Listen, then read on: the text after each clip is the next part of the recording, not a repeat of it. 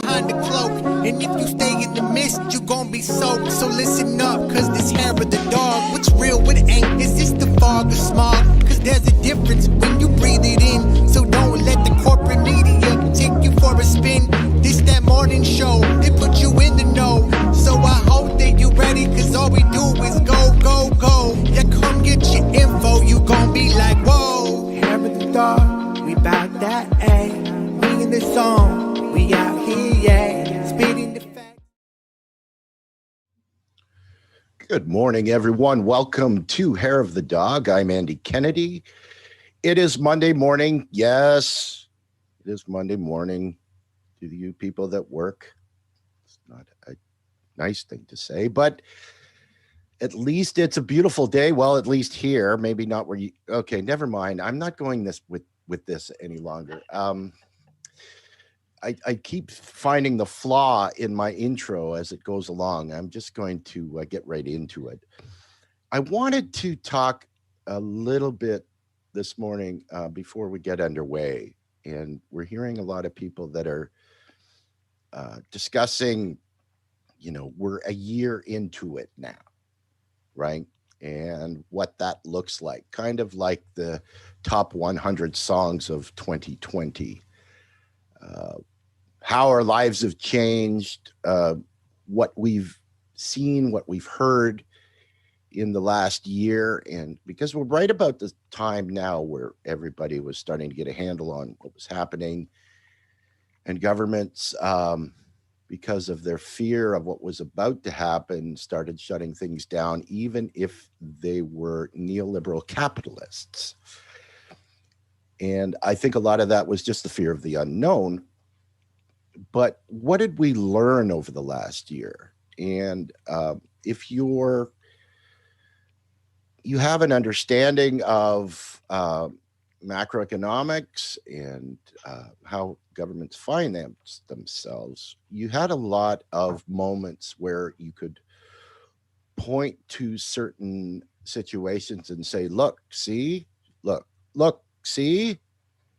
And what I'm talking about is how different governmental entities dealt with certain situations and how the government allowed the Fed to backstop the stock market for a period of 30 days to the tune of almost $30 trillion.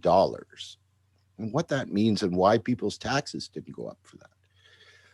And unfortunately, and this goes part and parcel with a macroeconomic podcast, Macro and Cheese, that we just released on the weekend, where a gentleman by the name of Thomas Fauci did an article in early April of last year that asked the question, is COVID-19 the death of neoliberalism? And it was actually a very thoughtful article because it looked at the impending year before it actually happened with quite a degree of insight. And if we had a society that was maybe a little bit more in tune or plugged into what is actually happening in different countries around the world, like Canada and the United States, we might have had a moment where neoliberalism had been in its death throes. But unfortunately, there's still not enough people that understand that poverty, homelessness, unemployment are all political choices and not the norm. And so as we move forward, we're going to have to decide as a society how we're going to deal with these issues, because none of the real problems that are still here have gone away in any way. So this is a good opportunity for inflection, but it's also a time where if we start to listen to one another, maybe we can start to understand what's going on. And I think that'll make a huge difference, especially moving forward. While there's still a lot of people that have to go to food lines and are getting thrown out of their houses. And on that note, I think I should probably introduce my lovely and talented co-host, Miss Kerri Barber. Good morning, Kerri. Good morning, Andy. You said you had a rant, and that was the politest, nicest rant ever. Let me paraphrase this for everyone who just didn't get it because Andy was so nice. Quit being stupid, learn MMT. Taxes don't fund any of the federal programs. They don't. We don't need to raise taxes. And I kept seeing this, Andy, from our broadcast on Medicare for All, that platform. Even diehard advocates, the same people I was so upset about, were saying we need to raise tax. We don't need to raise taxes for any of these programs. So that is the 2x4 that you might need. None of these are political choices, as Andy said. We don't need to raise taxes for any federal program. In fact, insurance companies right now, when it comes to Medicare for All, are not paid by your taxes. They're paid through the federal appropriations process under ACA. Go back and watch our Friday broadcast. We explain it all to you. Please learn it. MMT, learn it. Okay. And yeah, and that's very. Thank you for playing the bad cop to my nice cop, and yeah, always. I kind of, while I was having a shower this morning, I was kind of formulating this, how I was going to put this narrative, and I think that it was kind of stuck in my head last evening when I was hearing one of the mainstream media pundits talk about how we used the term new normal, right, last year, and how we're going to be living with this.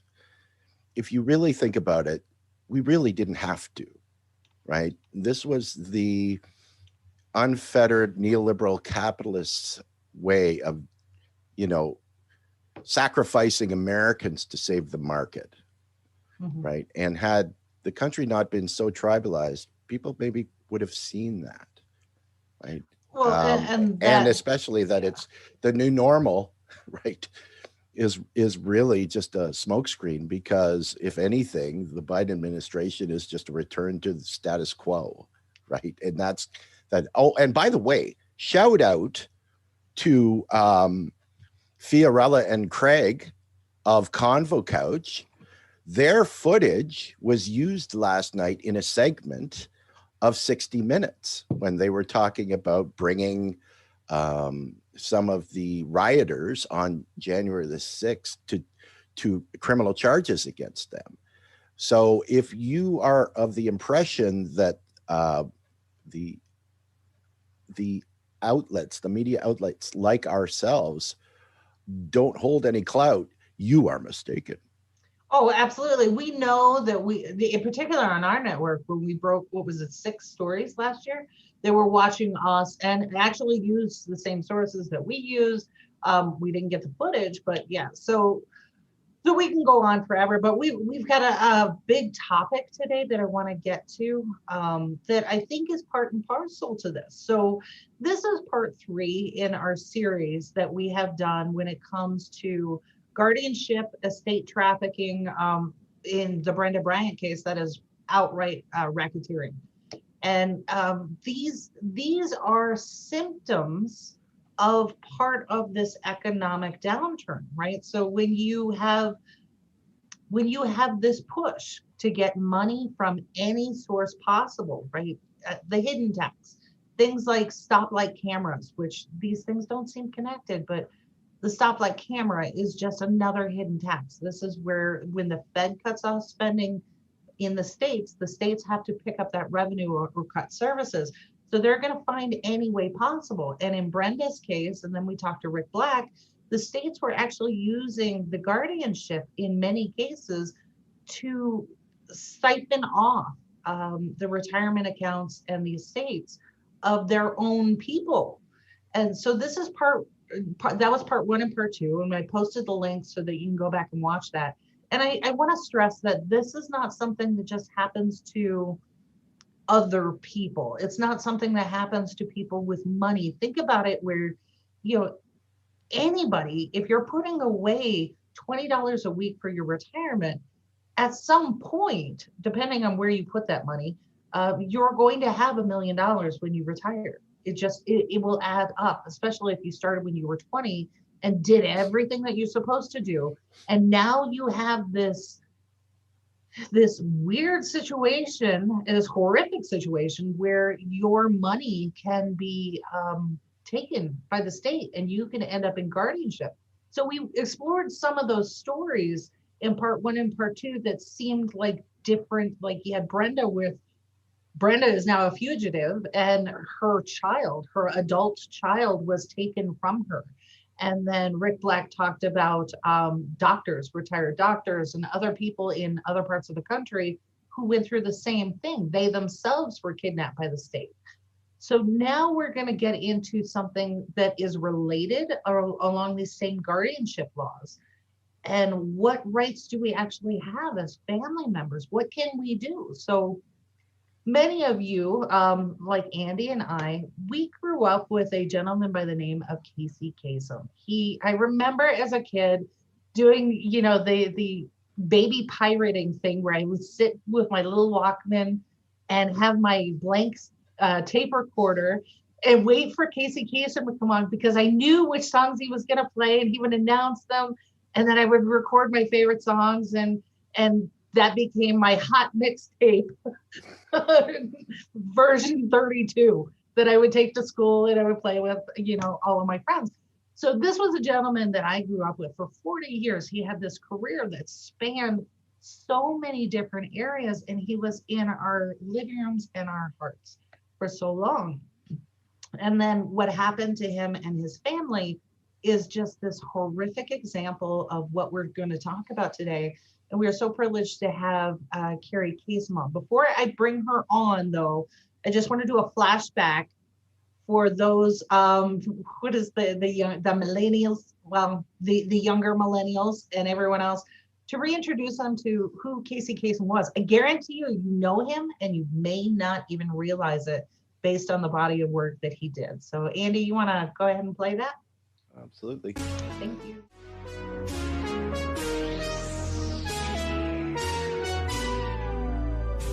Hello again and welcome to American Top 40. I'm Casey Casem and I'm all set to count down the biggest hits in the USA. According to the official Billboard survey, these are the records you're buying and radio stations are playing all over America. Now, before we start our climb to the #1 song in the land this week, let's review last week's top 3. Our exclusive review of the top 10 on Billboard's pop, soul, country, and album charts for the week ending May 26, 1985. Now, here's Casey Casem. Thank you, and hello again, everybody. Welcome to America's Top 10. Now, our album spotlight song of the week. It's by a man who does his recording the old-fashioned way, without mixing, splicing, or editing. 99% of the records today are made by recording voices and instruments on separate tracks, then mixing them all together until the sound is just right. But Tom Petty says he doesn't like to work that way. He says his songs are recorded just as they're played. Tom says, quote, "You do a take, and the song either has that magic or it doesn't. You wait for the magic to happen rather than creating it with a pair of scissors." Here's Tom Petty and his band, the Heartbreakers, with a song that's full of magic. From the album Southern Accents, here's Don't Come Around Here No More.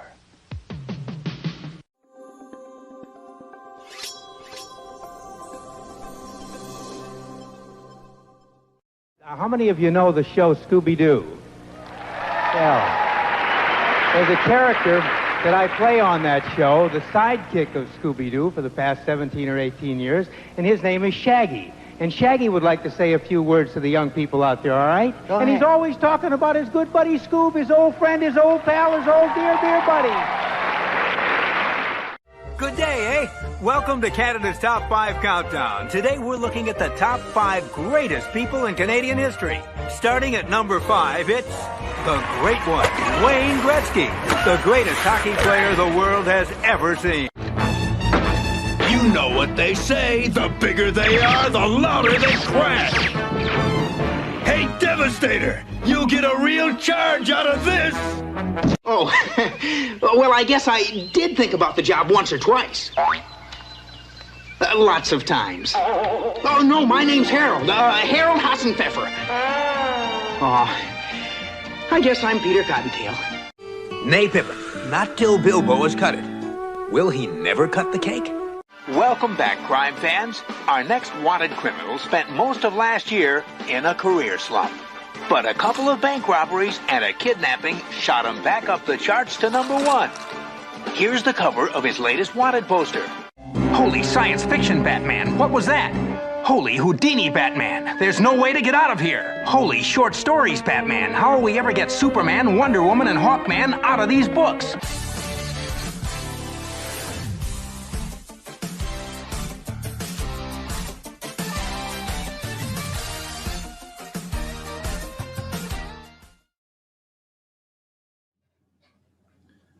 I think, my own personal opinion, I think Casey was such a unique radio or television guy, not just because he had this amazing radio voice, but the fact that it was so unique as well, right? That the second you heard Casey's voice, you knew it was him. Right. There was nobody that had a voice like him in radio.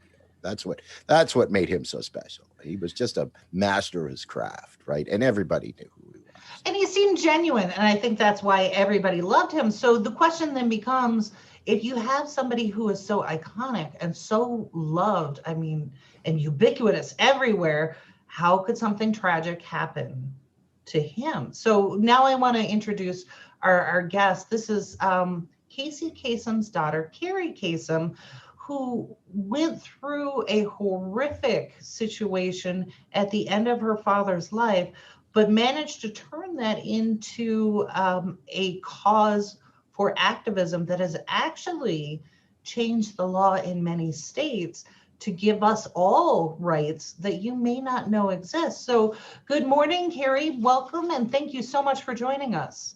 Thank you so much for having me. I really appreciate it. Thank you.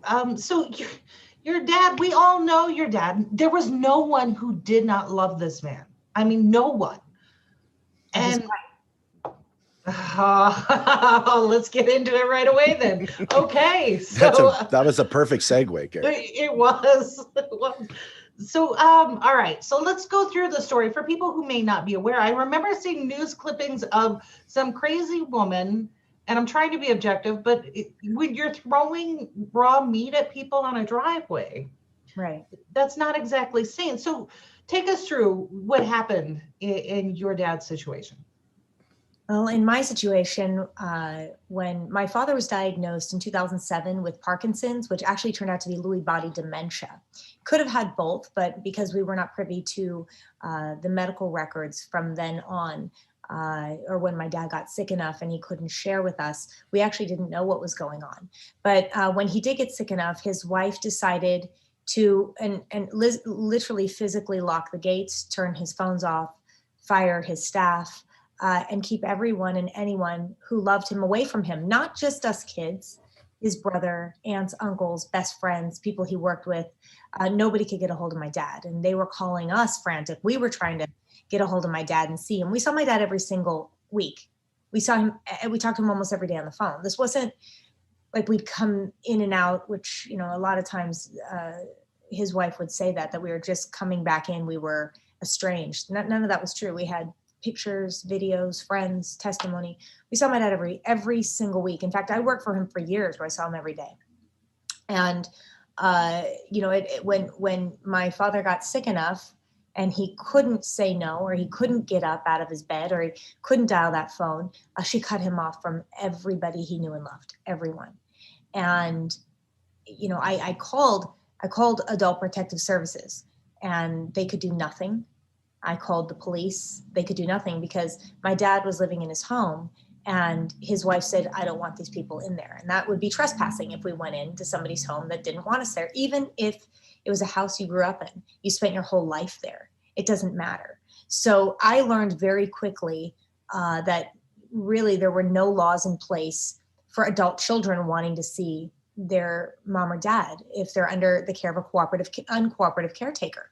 Now there's different laws for grandma and grandpa rights. There's, if you're under 18, you have rights, but once you turn 18, you have no rights to see your parents in this country if there is an uncooperative caretaker in place taking care of mom or dad. So I thought, okay, we'll go to court. And, of course the judge will see we're good kids. We can, prove it. We have lots of videotape and pictures and my dad's friends. And even with that, and even when my dad told his own lawyer and the court appointed attorney, I want to see my children, emphatically said, I want to see my kids. Not only do I want to see my kids, I want my kids helping make medical decisions on my behalf. And with all this information, Judge Leslie Green could not make a ruling on just visitation. We had to go, either it was going to be a fight over power of attorney or guardianship or conservatorship. I remember this very clearly when all the information came in with all the interviews with my dad, and Judge Leslie Green said, Casey Casem wants to see his kids. You're all sophisticated attorneys. Now go out in the hallway and figure it out. Judge, if we could have done that, we would have. We can't figure this out. We're here because we need you to rule on visitation. And that was not happening. So I realized, okay, I'm going to continue this fight, but if I don't win in the court of law, I'm going to change the law. And that's where that bill started. My Casem Cares Foundation started. I was going to do anything and everything to see my dad again. And, we went through months and months and months of fighting in court. My sister and I went for conservatorship, and that was denied at first. And then, but the judge did want to get us visitation. My sister and brother, when we were out in that hallway trying to negotiate, did sign it wasn't even a legal form. It was just an agreement stating that they could see my dad once or twice a month with an armed guard in the room. They could only go in single file. My sister couldn't bring her kids. There was no cameras, no phones, no computers allowed. And I said, I'm not signing this. And I turned to my brother and said, we're not signing this. Dad's not an inmate. This is insane. But behind my back, they did. They signed it. Let's back up a little bit, because this was after, there's so much to unpack. Well, let me just say real quick too, so people don't think I have animosity about that. I was very angry. Didn't speak to them for 4 months. They could no longer fight with me. They gave up every right to fight in court for my dad. They gave up, they couldn't go after Jean Thompson Casem anymore. It was just me. And I felt at that point very alone. But then, I realized they just wanted to see my dad. I came to that conclusion that they just want to see dad and they're going to do everything. But they did not look at the consequences of doing that. So I want people to know I understood why they did it. Okay, so put it in context here. You had already been fighting this battle with your stepmom for a long time before that hallway meeting. It was, she started to say, you can't see your dad, or your dad is tired, or all these excuses starting late June, early July. I did a protest, and I remember thinking this, I'm going to protest. Well, it was not even a protest. I was going to stand outside my dad's house with a sign that says, Jean, why won't you let me see my dad? And I thought, if I just did that, then it's just going to be like step kid against stepmom. I'm like, wait, let's get everybody that can't talk to him. Everybody should stand out there holding a sign, nothing defamatory, nothing at all. But I got, 20, 25 people out there holding signs, and, Casey's best friend of 63 years, Casey's right-hand man of 27 years. I missed my brother. My dad's brother came out, like all these people who meant everything. Casey, we're your voice now. We stood there. This is before any court action took place. We're like, let's just let her know we mean business. We want to see dad again. That didn't work. Then we went into court after that, September, October, November, December, January. We got a couple visits in December when we were in court. She wanted to show the judge that she was doing the right thing and letting visitation happen. That we had a few visitations with my father at a, I'm not even going to say subpar facility. where he contracted sepsis and went to the ICU. And so my Oh dad, my goodness. yeah, my dad had plenty of money to be in his home with 24-hour caretakers.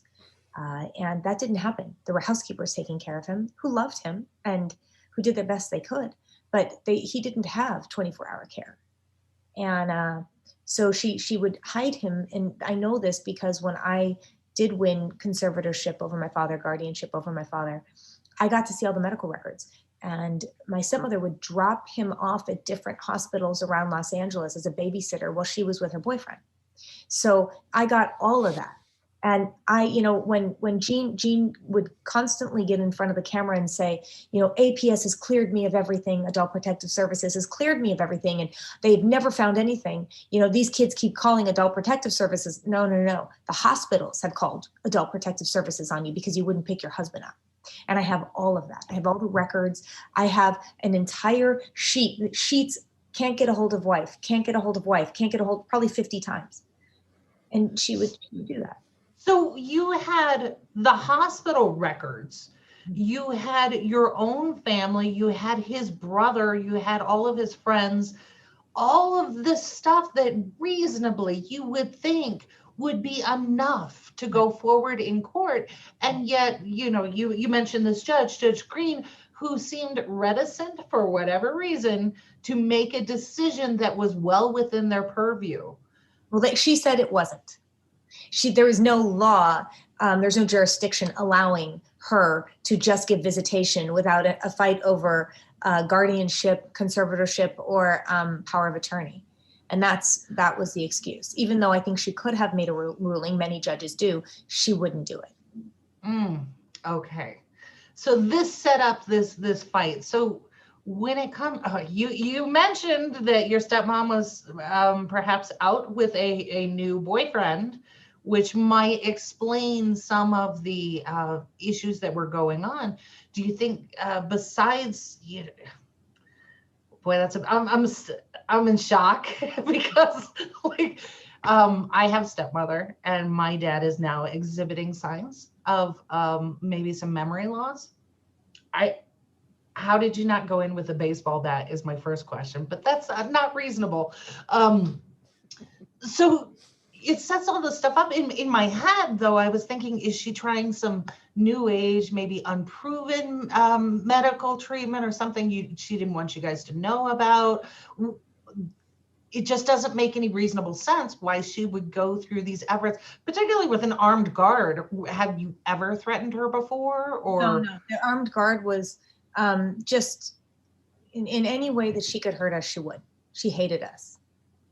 She just hated us. And even my dad said that too. Finally, it's like there was a running joke because for about 15, 20 years, my dad kept telling us it would get better and she would learn to love us. Like it was constant. It'll get better. It'll get better. And it just kept getting worse and worse and worse. Her behavior towards us and my father was extremely abusive and mean and cruel. And I remember probably about, 20 years into it. We're in the car. It's my brother, my sister, my father. And he had just gotten off the phone with her and he was on his car phone. You could hear her screaming because that's how she talked to him. She would just scream at him. Constantly, every day she was screaming at him. And we said, Dad, when's enough enough? Why don't you tell her to stop? Why don't you, fight back? And he just, it'll get better. It's going to get better. And all of us just took this pause and we all just started laughing. Like, it was like, we're going to either cry or laugh. Like, it was like, it's not getting better. It's getting worse. And it was just like some kind of release. We just started laughing like, Dad, wake up. And it was very hard to watch that because he's such a beautiful, kind, gentle soul. Like, he loves everybody. He loved her. And he gave her the world. And when he needed her most, she abandoned him. She treated him cruelly. I wish to God she was giving him some kind of alternative treatment or caring to even do so. That did not happen in any way, shape, or form. In fact, it was the opposite. She wouldn't give him his proper medications. She wouldn't give him proper care. Wow. So You and I talked about this before we got started, and I went back and looked at other interviews as this story had developed from years ago.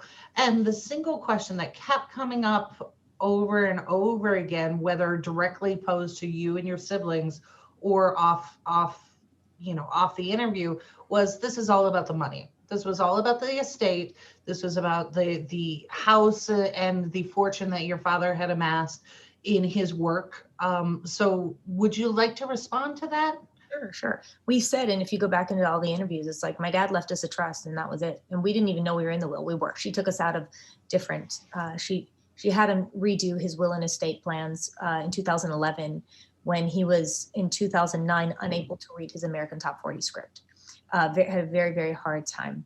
And in 2011, she had written a letter using a man, doctor named Dr. Anderson, to write a letter stating that my dad was not cognitively able to do his taxes, to do anything.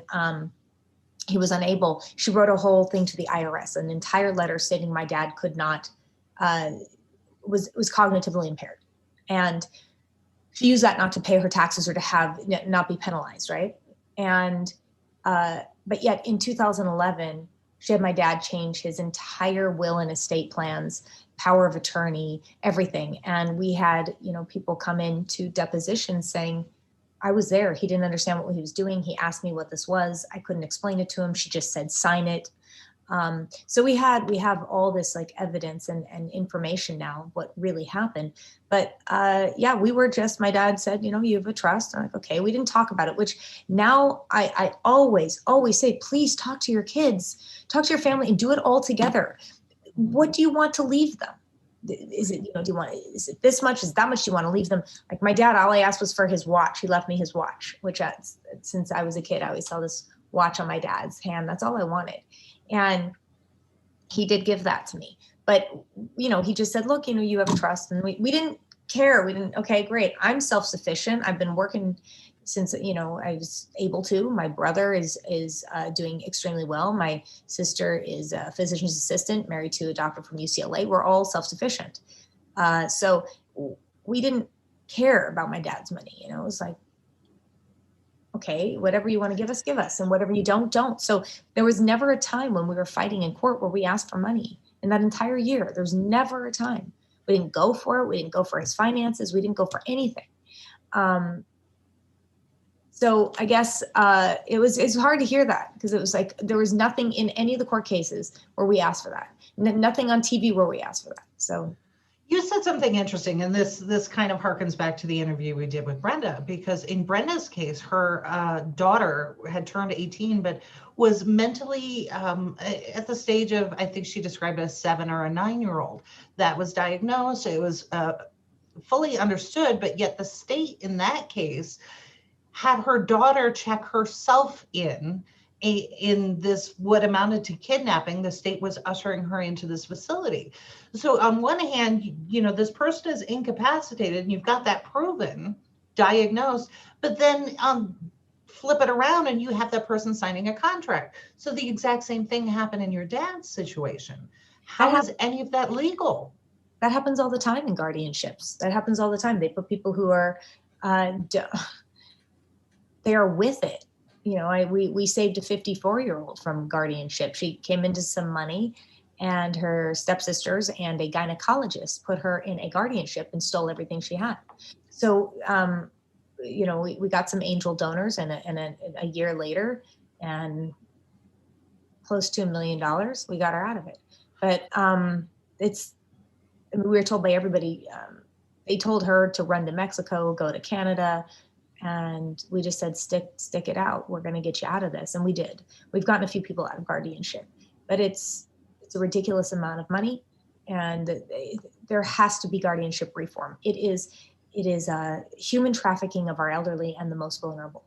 And it's disgusting what they've done to Brenda, what they did to Rick and Terry, his wife, the people that I come across, all the victims that are still happening. I'm so happy that things are coming to the mainstream. Like I Care a Lot, that movie, right? And it's unfortunately, and we talked about this, Kerri, You only hear about things when there's somebody with a ton of money or a famous, and then it's like the Glenn Campbell, BB King, Mickey Rooney, then you hear about it. But what about all these thousands of people who have had worked their entire lives to leave something to their children or to their alma mater? And where's it going? To attorneys they've never met, to guardians, for-profit guardians, or the state, people they've never met. Why? In the name of, we're going to care for you? No, you have a lot of these people, their families are not notified that they're being put under guardianship. And the guardians lie, oh, we tried to notify them. No, you didn't. And these people need to be in jail, like April Parks. And I'm sure you know The Guardian from Billy Mintz. It's a phenomenal film. And if people are listening to this and they're not quite getting how deep this goes and how evil it is, watch the documentary, The Guardian. Rick Black is in that, a woman who has been working the Casem Cares hotline. Julie Belshi is in that. But it really, really, really does show what's going on in this country. So it's The Guardian by Billy Mintz. Please, please, please watch this. It's really does show the extent of what these people will go to.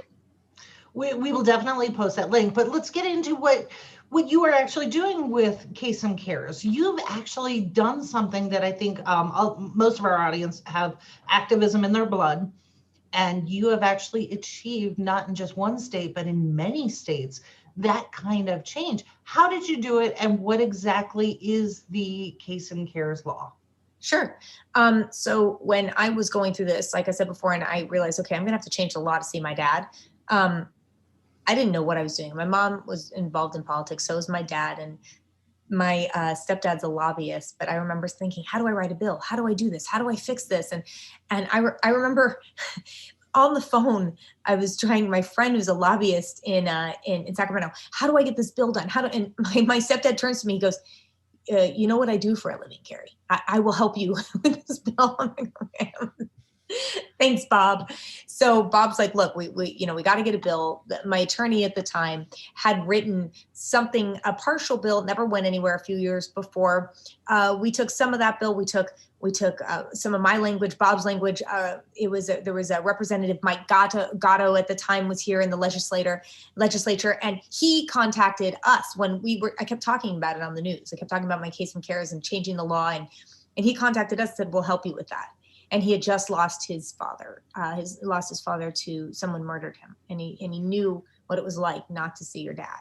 And we got the bill passed here in California. But during I was on a syndicated show called Sixth Sense. I was talking about my ordeal.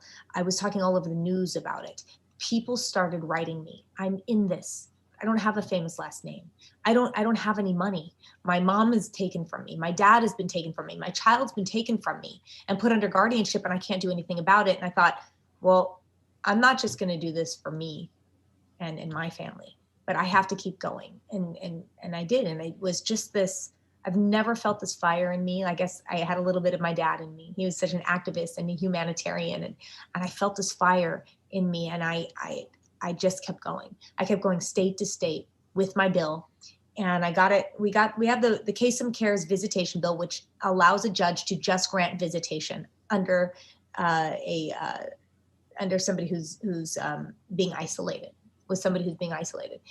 It could be, sometimes they will put guardianship in the bill. Sometimes it's watered down. We don't get guardianship in there. So it's just people who are under power of attorney or in a residential home. So it just depends on what state gives you what, but we've done our best to try and get some kind of visitation law. We have 12 states with 13 bills, and 9 other states have adopted a version of the Casem Cares visitation bill.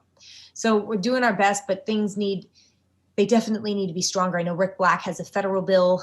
Dr. Sam Sugar has worked so hard in Florida, and he has a conference coming up. I think it's April 11th. I'm speaking at.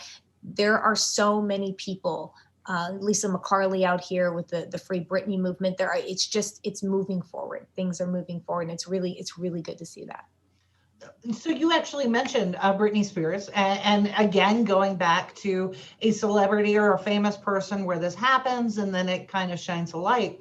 In fact, with Brittany's case, there were talks now with the House Judiciary Committee hosting hearings and inviting Ms. Spears to speak on her issue. So that again plays into the advocacy work that Rick Black is doing. How are you feeling about this now that maybe it could move forward a little bit in Congress, where you've got somebody, a strong advocate like Rick, and then you've got the celebrity of Brittany? Are you feeling like this is finally getting some traction after years and years of hard work?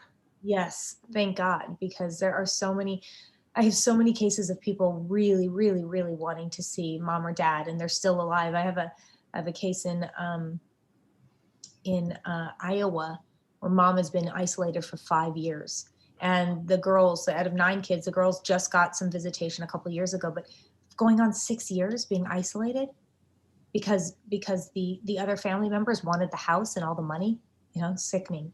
So thank God this is hitting Congress. Thank God, people are really sitting up and listening. And the Free Britney movement has absolutely moved this, issue to the forefront. Absolutely. I've been asked to speak on the Free Britney movement and this and that. And here's my dilemma, I guess you could say, or rub, is Sam Ingham, the PVP attorney who is involved in the Britney Spears case, is the conservator there. He, in my case, told the judge that we should be, he actually did the right thing and said, Casey wants to see his kids, give visitation to them, and the judge then made me a temporary conservator / guardian here in California, and did the right thing. So I don't know Sam at all. He did the right thing in my case. So it was very hard to speak against him. But I do think that guardian reform is a must. It has to happen. It's legalized, like trafficking. It's criminal. It's criminal. And I'll tell you one thing, which is disgusting, is that you're going to take somebody's rights away. We put somebody under guardianship. You take every single right they have. A dog has more rights than somebody under guardianship, a full guardianship. You take it and you don't allow that person to come into court and speak on their behalf because some guardian's like, oh, it's not going to be good for them. If all my rights were taken away, I don't care if I'm a vegetable, wheel me in and ask me the questions. I don't, So, and judges don't allow that person to speak on their behalf. Are you kidding me? But yet we will allow children to testify. Sure. So it doesn't really make a lot of sense. And, the cynic in me, after listening to Rick and Brenda and then going through part of your story, I'm like, we have the foxes guarding the hen house in a lot of cases. Like when we look at the entire South Carolina legislature, the majority of them are lawyers with private practices who have their cases tried before the judges in these probate cases. So it's kind of one hand washes the other. And it's just, Andy and I have done so many shows on the dual justice system and the inequality inherent therein. So this is, I don't want to minimize it as just another symptom of it, but this affects all of us. And this to me is another way where all of we don't have much. We don't, most of us. And yet this is all at risk, not just from your estate and your savings, but your life, taking away your family. So I really applaud all the work that you're doing. And that is, you have my utmost respect and admiration for taking this tragedy and putting it into actually legislation so that families in these states can get some protection. So if it is not in my state and I want it to be, how do I get involved with your organization to make sure that we're all protected? I get that question a lot, and thank you for asking that. If you go to casemcares.org, you can see the states that we have it in, but we are working on certain states right now, which I stopped naming because I had a Facebook stalker. Actually, this is no joke. I got a restraining order on this person for years because every time I'd announce what the bill was, she'd go and do everything she could to fight against it. So I stopped announcing where I'm at, unless it's, pretty much there and we're going for it. But it was as I'm trying to get these bills through for 4 years, I'm having somebody literally doing everything they can not to allow that to happen. It's crazy, but we have 4 or 5 more states now going through. Who knows if they'll pass it, but they're moving forward. And if you want to know what states we're working on, if you want to get the bill in your state, we give you the bill. We come in, we testify. And when I say we, it's the Casem Cares team, the board, letters that we've received over the years. So people in that state will come testify or write letters. So it's not, we can literally walk you through how to get the bill done. And I will be there to support it. And I will help you. I will even fly out to your state if they allow that. But yeah, if you write me at Kerri at Casem Cares, and that Kerri spelled just like you. So Kerri, Kerri at Casem, Kasem, cares.org. I will get back to you. Sometimes I get a lot of mail, so if it takes me a few days, I apologize, but I will help you get the bill there. And please, we need the boots on the ground. That is really, really who does it. There are people that I've never had to go to a state. I give them the bill and they just go. Carrie Ford, Sandy Baxeys, Crystal Fishon. Like, these are people that took the bill and just ran with it. And without them, we wouldn't have gotten the bill passed in Louisiana or Alabama or Illinois. Like Sandy got 2 bills passed in Illinois for us. So, these amazing advocates, the boots on the ground in the states, they're what really do a lot of the work. That's amazing. And Andy, you brought it up at the top of the show, with, like particularly here in New Mexico, we're having a huge issue with elders, particularly in tribal lands, being isolated because of COVID and, just all of these things that are coming together, to show that our system is inherently broken. I think that this is a phenomenal idea and a way to start pulling back on some of the issues that we have seen all across this country. So thank you so much. Andy, before we let our guests go, please. And real quick too, Kerri, since you're in New Mexico, a journalist by the name of Diane Diamond did a 5-part series on guardianship in New Mexico. Amazing. This woman really, she's an incredible investigative journalist. So check that out. And also we rescued a man too in New Mexico, and we had the bill going through there and it looked like it was going to pass. But once again, the woman reared her ugly head and got it stopped. That was the last straw until I got a restraining order on her. But we almost had the bill in New Mexico. But we did save Mr. Martinez, the gentleman from New Mexico, and Lori Martinez. It was an amazing daughter and worked her butt off to get him free and back home. So yeah, if you can, check out the 5-part series by Diane Diamond on guardianship. Absolutely will. And hold on after we close, because now I want to know who this person is. I'm in New Mexico now. That's not going to fly. So Andy. So yeah, that's and just a quick side note that a lot of the examples that Kerri was giving about where they've had this bill passed are, quote unquote red states, right? And so I think that's a huge thing that in Republican controlled states that these, typically would be the harder of the colored states to make the change, right? So that's a very encouraging sign. Yeah. My impression of all of this, and I think that it all comes around in a full circle when what Kerri, you and I have talked about on a number of occasions, why things like this occur. And I think that it has to do with the fact that we don't see any laws in place that protect people.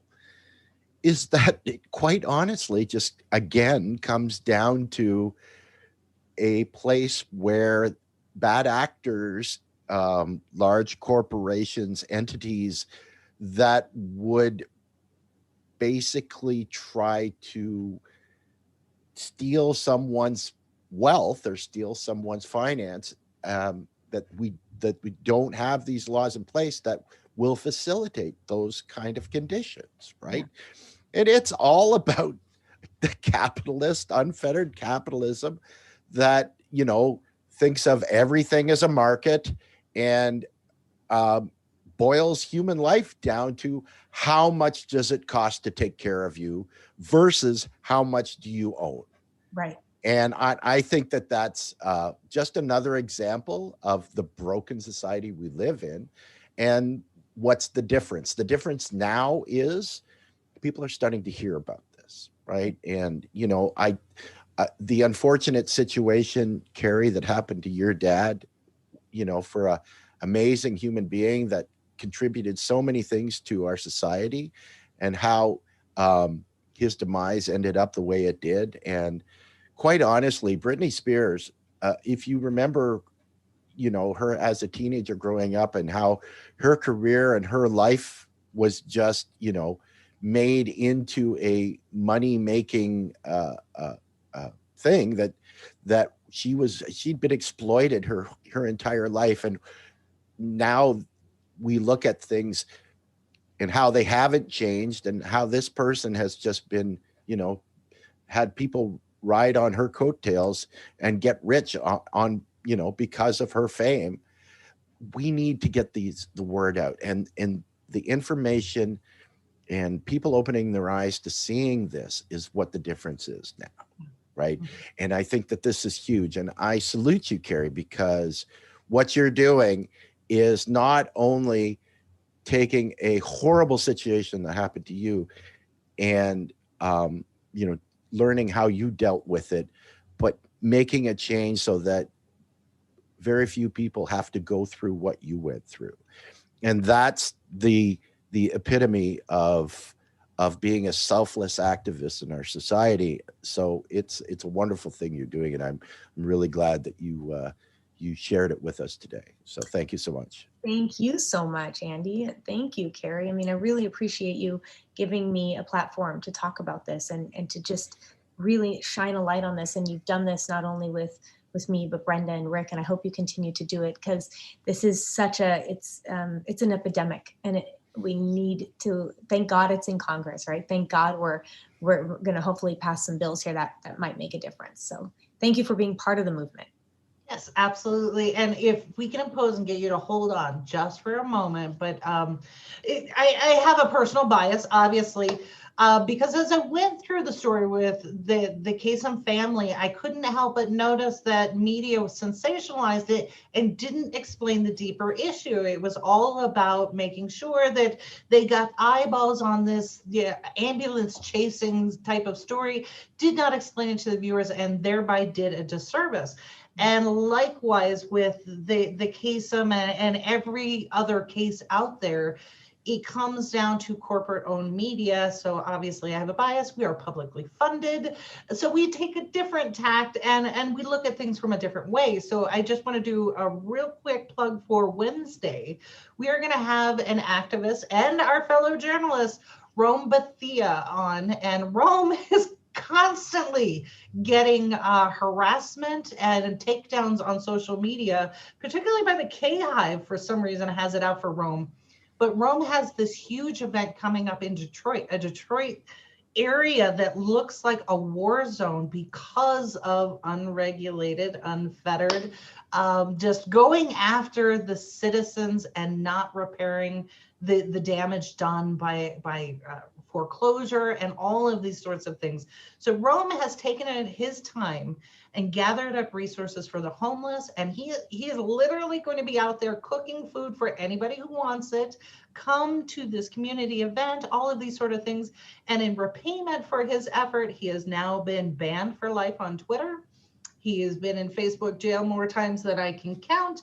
And all of this are because people are, they're constantly just reporting him. It doesn't matter what he says, just reporting his accounts. And he's a journalist. So when people complain about free speech, this literally is free speech. It's included in the 2 lines of the First Amendment for journalists. And we are fighting to give him back his voice and help with his particular event. So stay tuned on Wednesday. We'll have that.